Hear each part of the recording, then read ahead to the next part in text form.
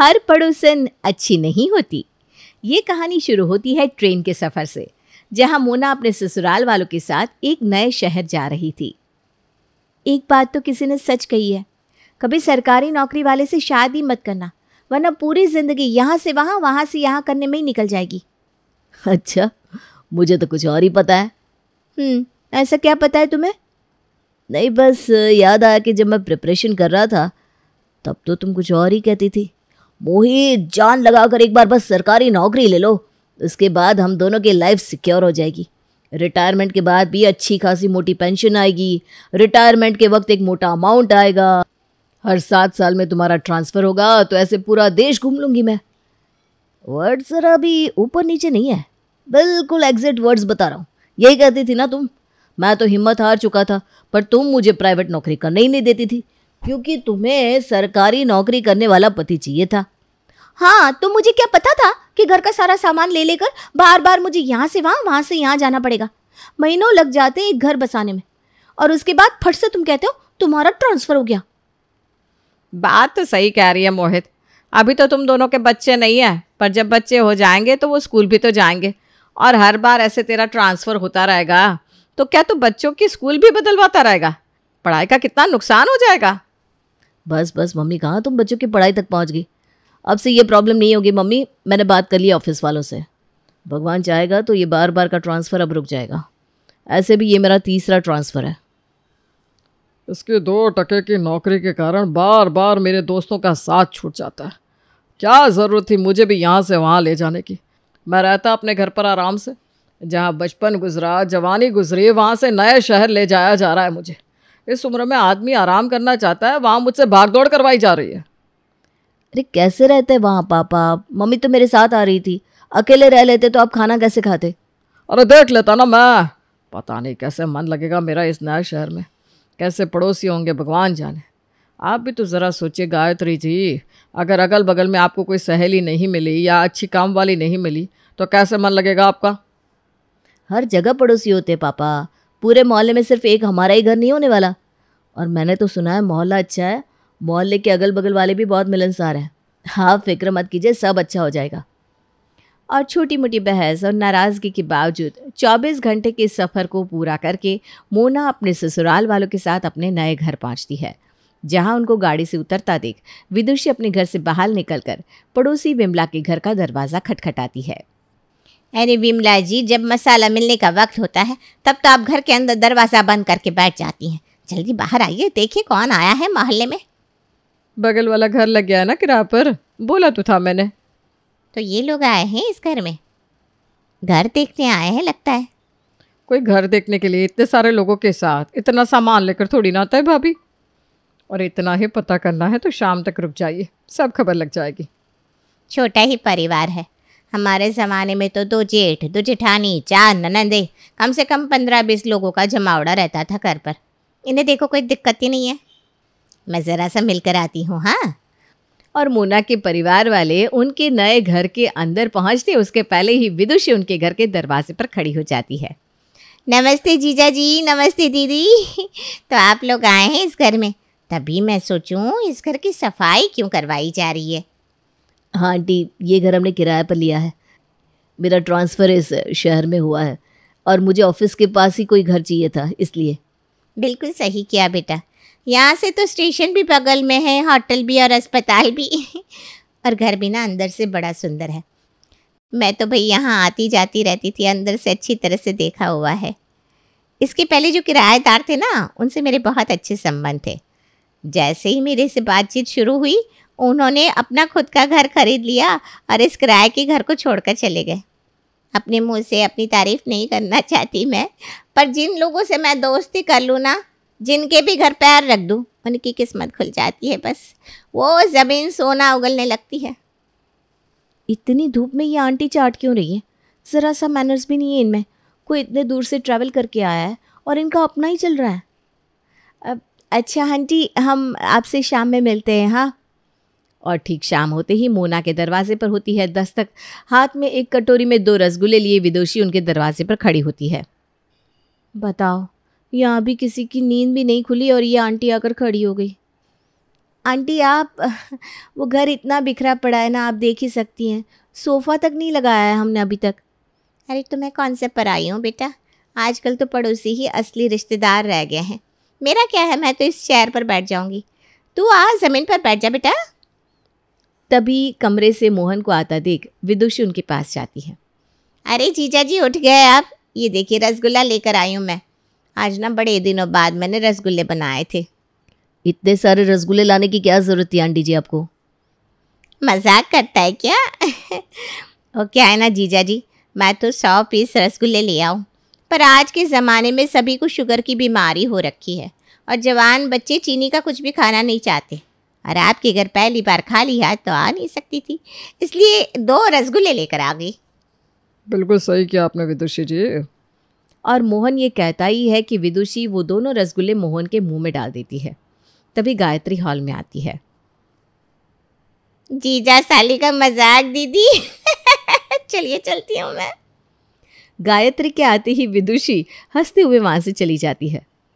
सही कहा तो मोहित ने, मिलनसार है इस मोहल्ले के लोग। धीरे धीरे मोना अपना ससुराल फिर से सजाना शुरू कर देती है।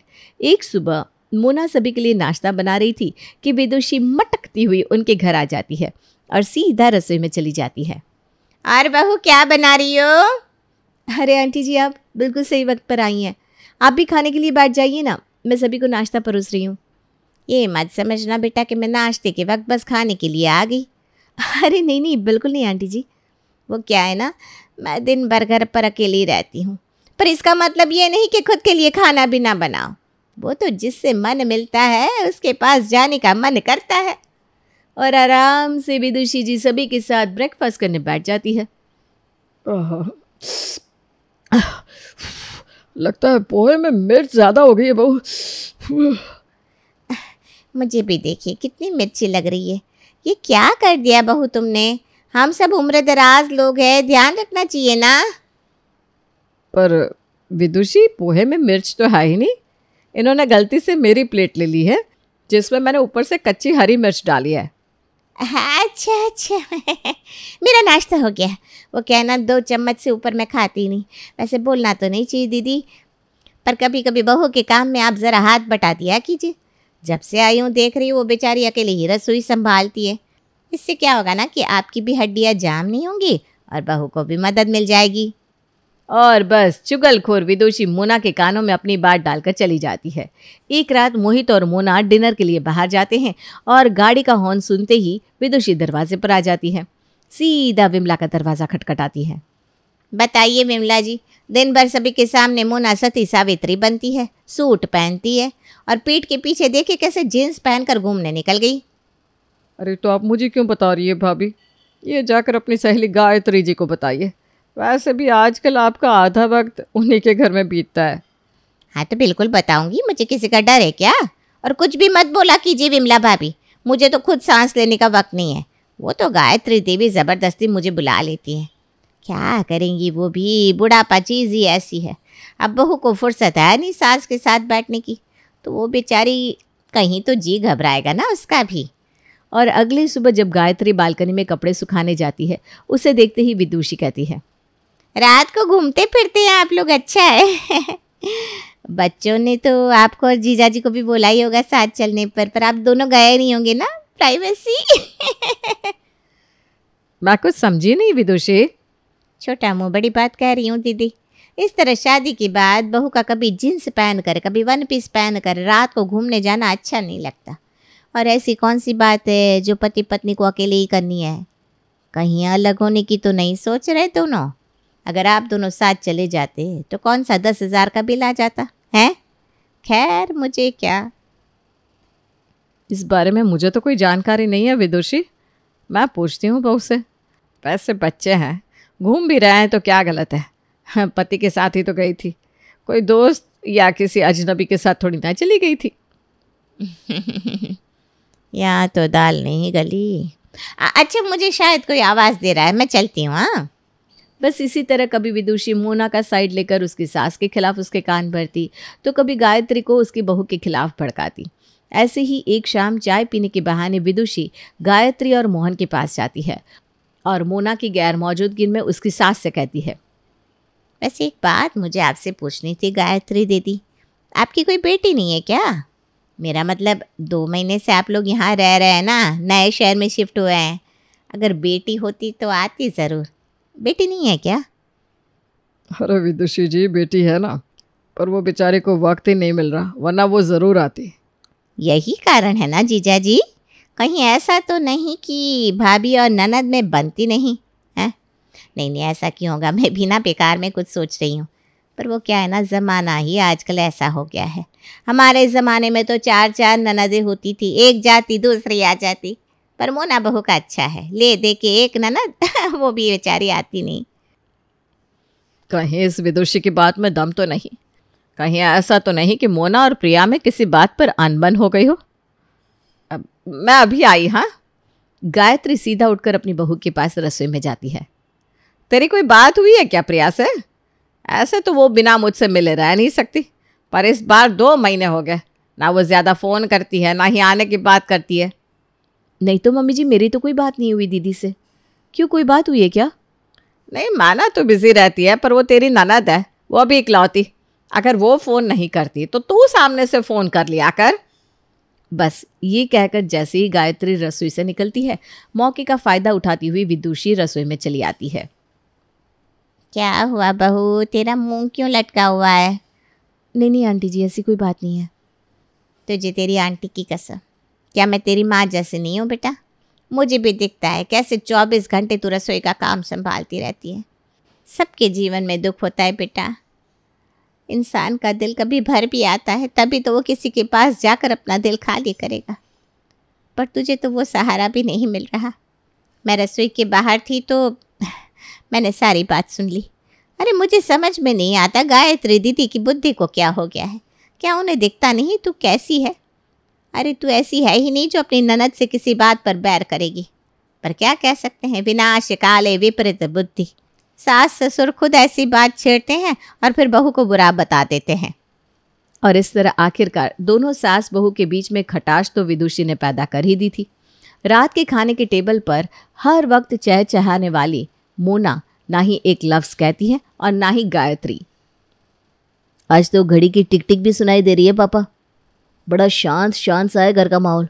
मुझे तो लगता है हमने गलत जगह घर ले लिया। यहाँ तो कोई ज़्यादा आता जाता ही नहीं। अरे क्या बोल रहा है बेटा, 1 नंबर घर है। ऐसा घर तो मिलते ना मिले। अरे पड़ोसी भी काफ़ी अच्छे हैं, हमारा बहुत ख्याल रखते हैं। पड़ोसी नहीं पापा, सिर्फ विदुषी जी। मुझे ऐसा क्यों लग रहा है कि कोई तो बात हुई है, वरना आप दोनों एक साथ खड़े रहकर चुप कैसे हैं, मुझे समझ में नहीं आ रहा। मेरा हो गया। सिर्फ 1 रोटी गायत्री जी, इतना कम तो आप नहीं खाती। आजा बहू, तू भी खाने पर बैठ जा। बहुत कुछ सुनना होता है पापा जी, उसी से ना आजकल पेट भर जाता है मेरा, खाने की ज़रूरत नहीं पड़ती। अब मोहित को अंदाज़ा लग जाता है कि इस सास बहू के बीच में कुछ तो खिचड़ी पक रही है। अगली सुबह मोहित ऐसे ही घर से बाहर निकलता है। अपने टोकने की आदत से मजबूर विदुषी कहती है, कैसे कांटे की तरह सूख गया है बेटा तू? सही से खाना वाना नहीं खिलाती क्या मोना तुझे? इसमें उसकी भी क्या गलती है, सभी का देखना पड़ता है उसे। कोई बात नहीं, मैं भी तेरी भाभी की तरह हूँ, मेरे पास आकर खा लिया कर। बड़े दिनों से एक बात पूछनी थी मुझे आपसे आंटी जी। मेरे पापा आपके जीजाजी लगे, तो आप मेरी भाभी, ये कैसा रिश्ता हुआ भला? बात ये ना बेटा कि मैं तो असल में तुम लोगों से 2-4 साल ही बड़ी हूँ, पर आजकल ज़माना बदल गया है ना। सामने से अगर तेरी माँ को मैंने उस दिन आंटी कह दिया होता तो वो बेकार में मुझसे नाराज़ हो जाती, इसलिए मैंने उनको दीदी और तेरे पापा को जीजाजी कह दिया। खैर तो ये सब छोड़, क्या बात है ये बता, तू इतना कमज़ोर क्यों हुआ जा रहा है? कहीं मोना और तेरे बीच कोई बात तो नहीं हुई? तुम्हारी शादी को 5 साल हो गए हैं, तुम दोनों का अभी तक कोई बच्चा नहीं है। कोई कमी तो नहीं है ना मोना में? माँ तो बन सकती है ना। मोहल्ले में सभी के सामने विदुषी मोहित से ऐसी बात पूछ लेती है। आपकी उम्र देखकर लगता है कि आपकी शादी को कम से कम 29-30 साल हो गए आंटी जी, पर अब तक आपके घर कोई बच्चा नहीं दिखा। होता तो दिखता ज़रूर। आपको कोई बच्चा क्यों नहीं है आंटी जी? बोल विदुषी, क्यों नहीं है बच्चा? अरे तुम सब यहाँ भीड़ लगाकर क्यों जमा हो गए? जाओ अपने काम पर। किसी को कोई काम नहीं है क्या? सवेरे सवेरे टाइम खुटी करने आ गए। अरे जा बेटा तू भी ऑफिस जा। मुझे भी तेरे अंकल के लिए नाश्ता बनाना है। मोहित समझ जाता है कि उसके घर के बिगड़े माहौल के पीछे कोई और नहीं, पड़ोसन विदुषी ही है, और विदुषी की पोल पट्टी मोहित अपनी माँ और बीवी के आगे खोल देता है। मैं भी इंसान हूँ मोहित, पता तो था ही मुझे कि आंटी क्या कर रही है, पर 24 घंटा एक ही बात। तो ज़रा अपसेट हो गई थी मैं। आपके घर में इतनी बार डिलीवरी क्यों आती है, रात को लाइट्स क्यों ऑन होती है, आप लोग 2 बजे तक क्यों खाते हो, सब चीज़ में उनको उंगली करनी है। बहू वो भी क्या करेगी, हर पड़ोसन अच्छी नहीं होती। माना तेरे पापा जी को बड़ी अच्छी लग रही है।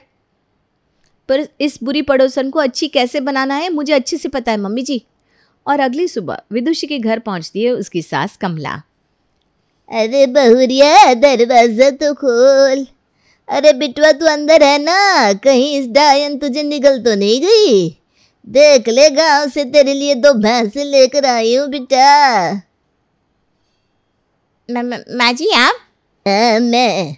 और तेरा ये सर नंगा क्यों है? सास के सामने खड़ी है, डर नहीं है क्या तुझे? सर ढक। मैंने सुना है आजकल बड़ी फ्री रहती है। मेरा बेटा तो काम पर चला जाता है, उसके पीछे तू इधर उधर मोहल्ले वालों के घर चुगलियाँ लगाती फिरती है। तो मैंने सोचा तेरा फ्री टाइम का इस्तेमाल करवाने के लिए मैं ही आ जाऊँ यहाँ। कीड़े पड़ेंगे उन लोगों को, कभी चैन नहीं आएगा। इससे अच्छा तो तुम मुझे जहर दे देती गायत्री बहन। तो फिर आंटी जी अब मोहन भैया भी कह दीजिए एक बार। हर कुछ इस तरह अपने नए मोहल्ले की नई पड़ोसन विदुषी को मोना बिल्कुल ठीक कर देती है।